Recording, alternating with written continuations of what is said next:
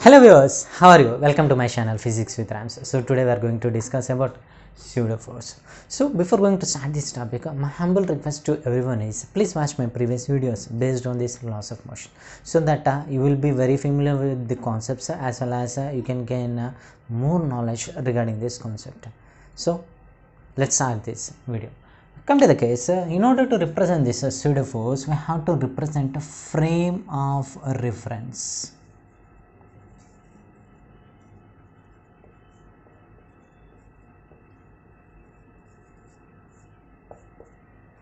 The state of the body is being represented based on the frame of reference. Means we can represent the state of motion of the body or rest position based on this frame of reference.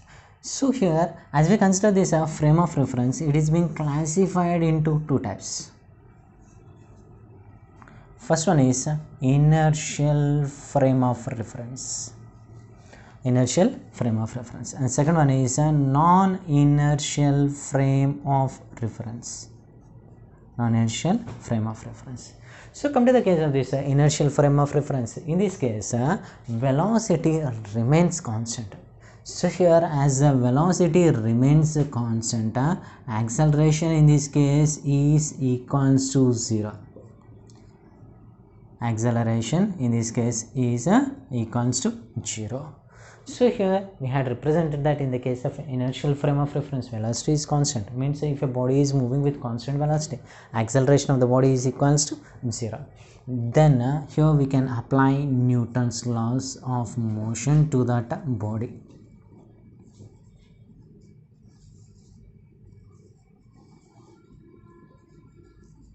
Whereas in the case of non-inertial frame of reference, here velocity is not equals to constant. Means here the velocity continuously varies. As the velocity varies, here we consider that acceleration is not equals to 0. Means as the velocity varies, here acceleration is not equals to 0. So based on the acceleration, here we represent a non-inertial frame of reference. So here we cannot apply Newton's laws of motion.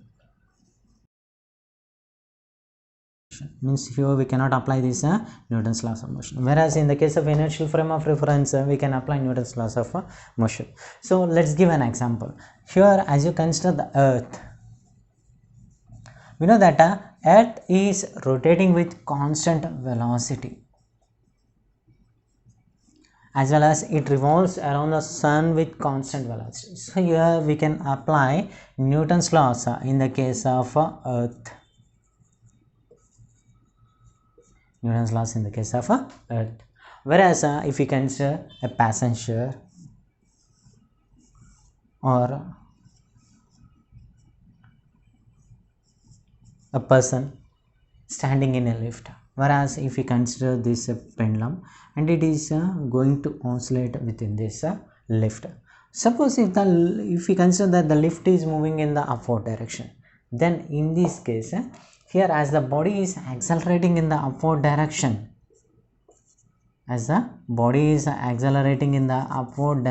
we cannot apply Newton's laws of motion. So based on that, here we consider this case as a non-inertial frame of reference. Take a screenshot, we will continue. So now we are going to discuss about non-inertial frame of reference. So in order to represent the non-inertial frame of reference, we consider two frames. One is S and one is S dash. Whereas S frame is inertial frame of reference, whereas S dash is a non-inertial frame of reference. So here we are going to consider a particle P at this position. Whereas a particle P is at a distance of R bar, or position of R bar from the inertial frame of reference origin. From frame S, it is at a position of R bar from this origin. Whereas it is at a distance of R bar dash from a non-inertial frame of reference. And the distance between the two frames, or the position of the frame S dash from S, is a capital R.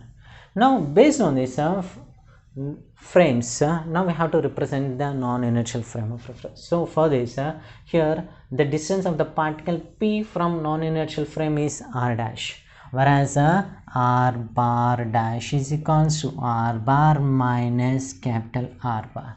This represents the position of the particle P from a non-inertial frame of a reference. So here, as we differentiate this equation with respect to time, we can represent it as dr bar dash by dt is equals to dr bar by dt minus d capital R by dt.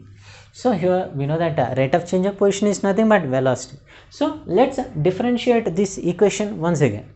As we differentiate this equation with respect to time, then here we get a dr bar dash by dt square is equals to d square r bar by dt square minus d square r bar by dt square. So here observe this, double differentiation of position is nothing but acceleration. So here we can represent it as a bar dash is equals to a bar minus capital A bar. So here we had represented the change in acceleration with respect to non-inertial frame of reference for particle P. So whereas a bar dash is nothing but acceleration of particle P with respect to frame S dash, whereas a bar is nothing but acceleration of particle P with respect to frame S, whereas capital A bar, it is nothing but acceleration of frame S dash with respect to frame S. So here now we have represented the accelerations based on the non-inertial frame of reference. So what is non-inertial frame of reference means, if a body rotates or accelerates about its origin, then we can represent it as a non-inertial frame of a reference. Means if a particle is accelerating linearly or rotating about its origin, then we can represent it as non-inertial frame of a reference. So here as you observe that here we had represented a bar dash equals to a bar minus capital A bar. Let us multiply mass on both sides. Then here we can represent it as m into a bar dash is equals to m into a bar minus m into capital A bar. So here m into a bar dash is nothing but the force acting on the particle P based on non-inertial frame of a reference, whereas m into a bar is nothing but a force acting on the particle P based on the inertial frame of a reference. So it is represented as a real force, whereas minus m into a bar represents the force acting on the particle P with respect to observer on the non-inertial frame of reference. That represents the case of non-inertial frame of reference. Take a screenshot, we'll continue.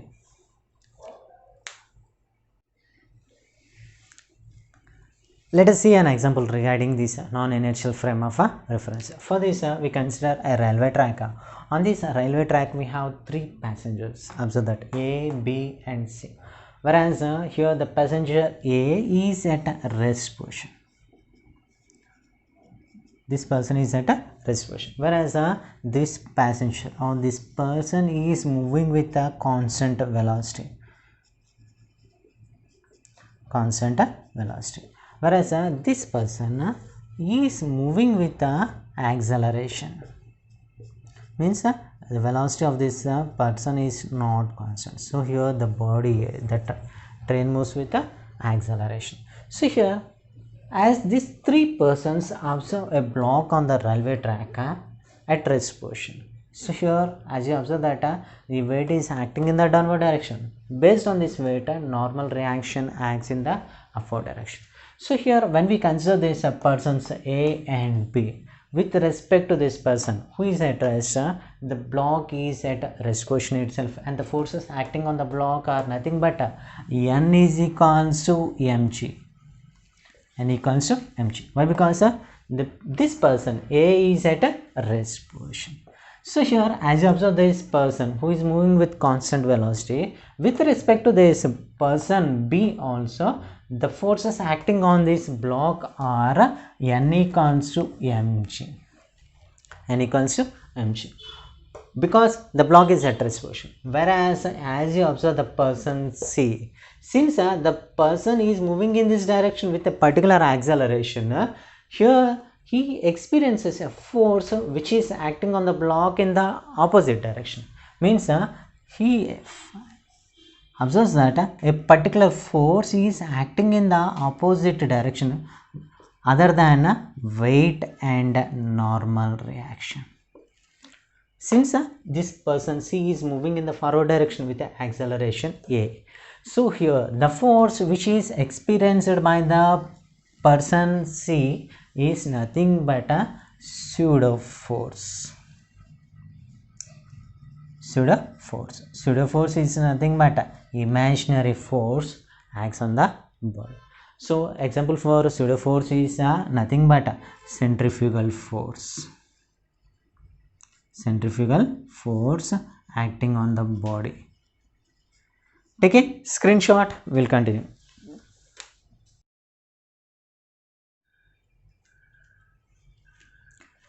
Now we are going to solve problems based on this pseudo force. Observe the first problem. A block of mass m is in equilibrium relative to the smooth wedge of mass capital M.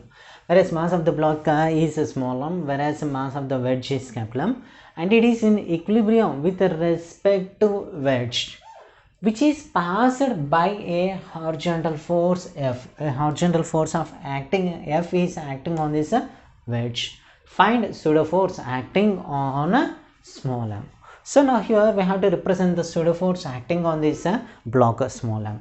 So in order to represent that, here observe that the force acting on this wedge with respect to block is capital F. As it is being given as F is equals to mass of the total body capital M plus small m into A. This represents the force acting on the block as well as wedge horizontally. Now we have to represent pseudo force acting on small m block. So here the pseudo force will be acting in the opposite direction.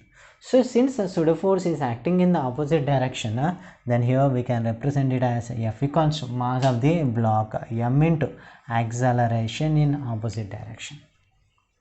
Acceleration in opposite direction. So from this equation here we can represent it as A equals to F by capital M plus small m into I cap. Why? Because it is acting along the positive x direction.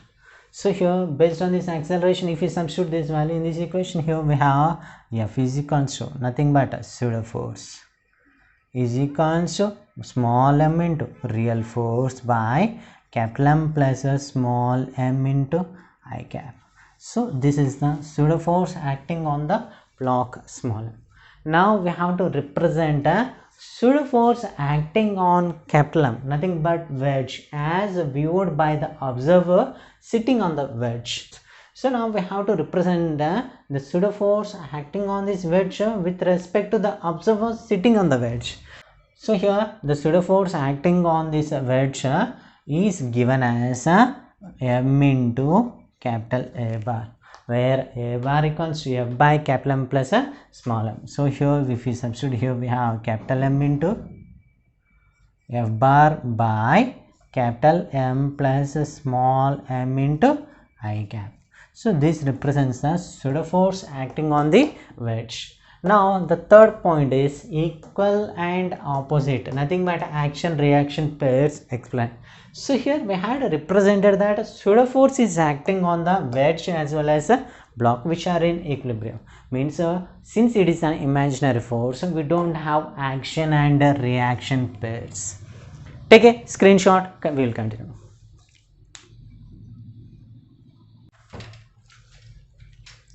The next problem is a bob of mass m equals 50 grams is suspended from the ceiling of the trolley by a light inextensible string. If the trolley accelerates horizontally, the string makes an angle of theta equals to 37 degrees with the vertical. Find the acceleration of the trolley. So here, based on this, we have to find the acceleration of this trolley. So here, as you observe that since the bob is acting in the downward direction, the tension will be acting in the upward direction. As you observe that here, it makes an angle of 37 degrees with respect to vertical. So if we draw the diagram, then the tension will be acting like this by an angle of 37 degrees, nothing but theta. So as the tension resolves into components, it can be represented as T cos theta and T sin theta. So here we have to represent the equation based on non-inertial frame of reference. So here, since the body is moving in the forward direction with an acceleration of a, pseudo force will be acting on this bob in the opposite direction. That's why it is being inclined like this. So here the pseudo force is being represented as minus m into a bar, which is acting along a negative x-axis direction. Whereas we consider the bob, the weight will be acting in the downward direction. As you observe that T cos theta equals to mg. T cos theta equals to mg, whereas T sin theta equals to ma. So here, if we substitute here, T sin theta is equals to ma. Then let us divide these two equations. Then we have ma by mg is equals to T sin theta by T cos theta. T and T gets cancelled and here m and m gets cancelled. So we have a is equals to g into tan theta. So now we have to represent the value for tan theta. Tan 37 is nothing but 3 by 4. So here we have 10 into 3 by 4. So on cancelling this, here we know that 4 2s are 8. 8 is nothing but again we have 2. 4 5s are 20. So based on that, we can represent 2.5 into 3. 5 3s are 15. 3 2s are 6, 7. So here we get a equals to 7.5 meter per second square. So this is the acceleration of the trolley. Take a screenshot. We'll continue.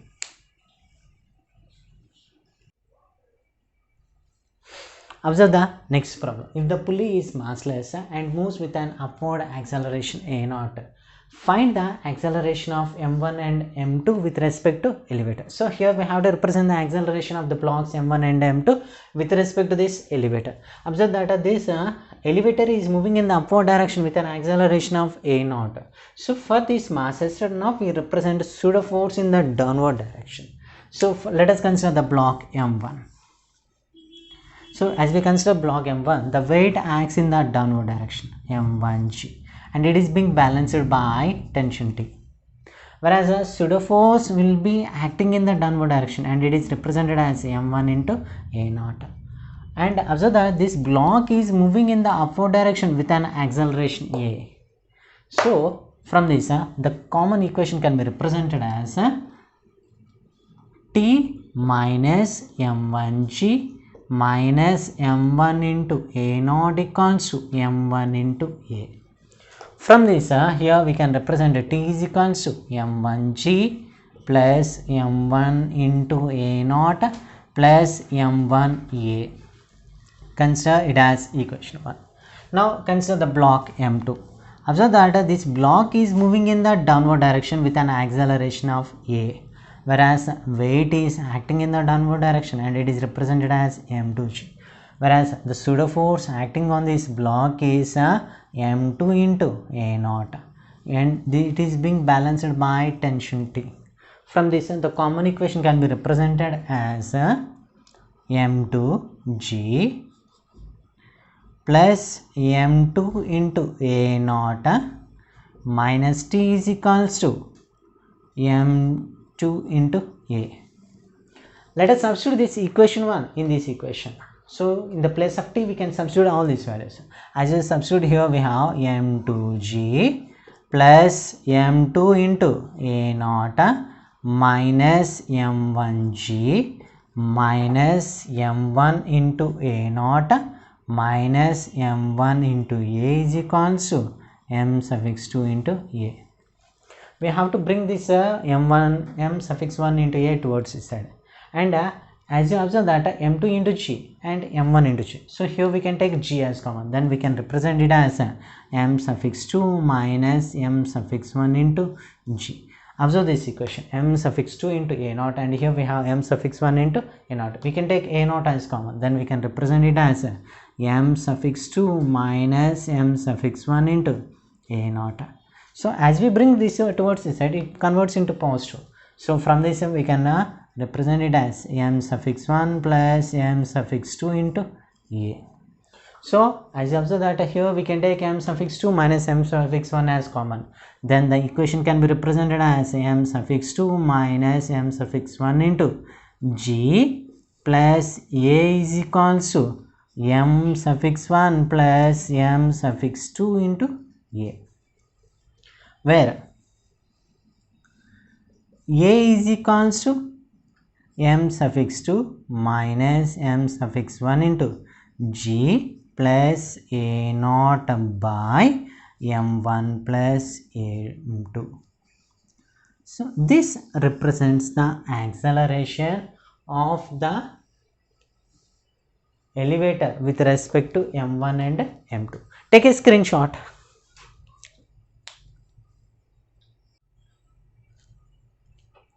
I hope that you have enjoyed my video. Please give a like to this video, share this video to your friends, and don't forget to subscribe my channel. Thank you.